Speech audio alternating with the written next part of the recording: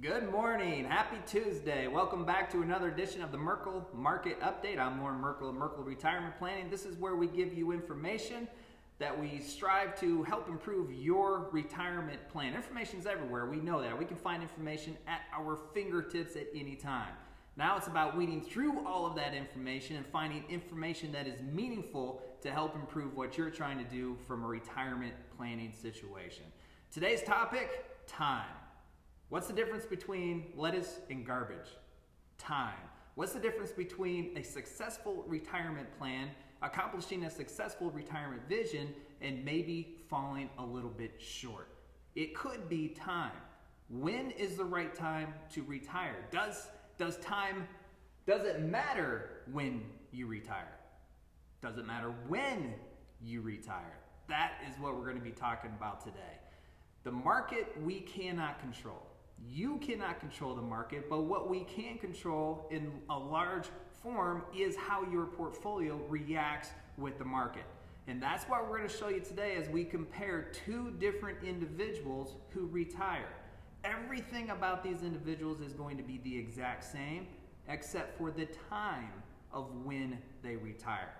So we have Steve and we have Bill. You'll notice in the Steve and Bill situation, everything is the exact same. They have a $500,000 portfolio. They withdraw $30,000 every single year of their retirement, except for the only difference is when they retire. Steve's going to retire in 1990, and Bill's going to retire in 2000. And let's look at how dramatically different their retirement experience is. And we see this a lot during these types of market downturns is a lot of people call us, they see the TV show, maybe they see the Facebook Live, they hear the podcast, and they call us and say, I'm not sure that I'm ready to retire. Last year was a phenomenal year in the market. In fact, the last 10 or 11 years was a phenomenal run in the market. I was preparing for my retirement dreams. I was preparing to execute, to live my retirement vision. But now I'm not so sure. The market was down over 30% this year, and their accounts were down over 30% this year. I was reviewing a portfolio from somebody who called us a couple weeks ago. Their portfolio this year was down 37%. And they're on the cusp of retiring, and now they're wondering. They're questioning, can they really retire successfully? See, today's retirees are facing a different problem than what retirees have ever faced before.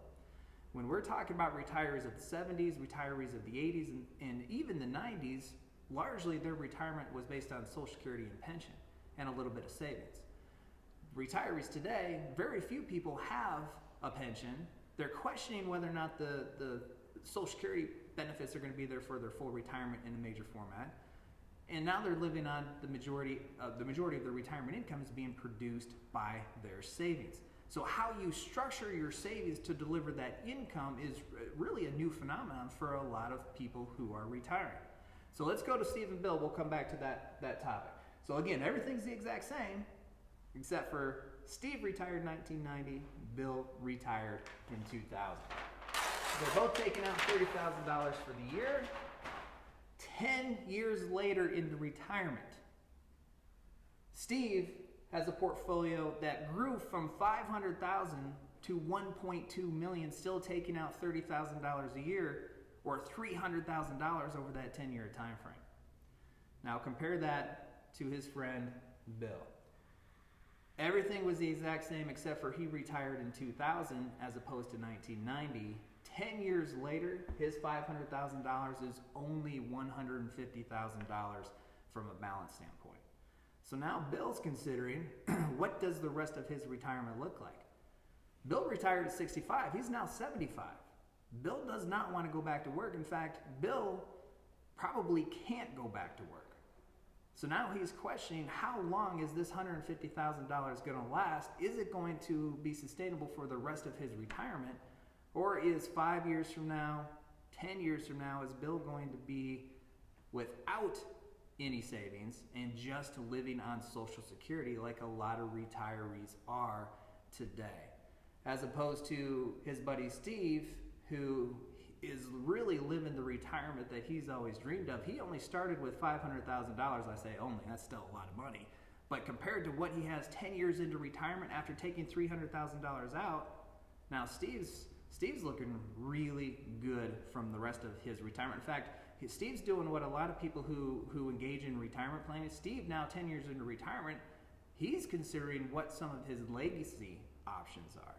He's starting to think of, do I want to put a little bit more money towards my grandkids' tuition? He's thinking, should he start gifting some of his money to his kids so he can see them use that while he's alive instead of just at the end when he's gone? So it's a completely different set of considerations. Now this is the decade of 1990 to 2000, and then from 2000 to 2010. Let's look at how some of these decades have played out from an overall return standpoint. This is the only difference here is when they retired and then how the market performed. If we go from the 70s to the 80s, so 1970 to 80, the S&P 500 was down over 80% during that decade. So Bill's experience that he had by retiring in 2000, from 2000 to 2010, during that decade, the S&P 500 was down about 40%. So if Bill was trying to retire in 1970, he would have had an even worse experience from an income standpoint, from an investment experience standpoint, than what he did if he retired in 2000. From 1980 to 1990, the S&P 500 was up over 100%. So if he would have retired in 1980, his experience would have been completely different. In fact, very reminiscent of what Steve went through when Steve retired in 1990. 2010 to 2020, the S&P 500 was up 150%. So we look at those 5 decades. 2 of those 5 decades, the S&P 500 was down over 40%. One was 40%, one was 80%. So Steve and Bill, if they're not really engaging in income planning and retirement planning, and they're just saying, I want to retire at this point, I'm going to start taking $30,000 out per year of my $500,000 portfolio, they're leaving the success of their retirement to the wind, to chance. And again, nobody can control the market. And if we go back over the last 5 decades, that means they would have a 40% chance of having this type of an experience versus this type of an experience. Now think about what's going to happen from 2020 to 2030.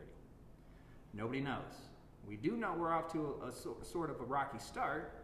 March was a horrible month. April was a good month. May was okay, and we'll see what June has in store and then for the rest of the year. But what we do know is there's a lot of uncertainty. There's a lot of uncertainty that is going to create a lot of volatility in the markets for the upcoming rest of this year and probably into 2021 as well. There's 10,000 people that are retiring every single day.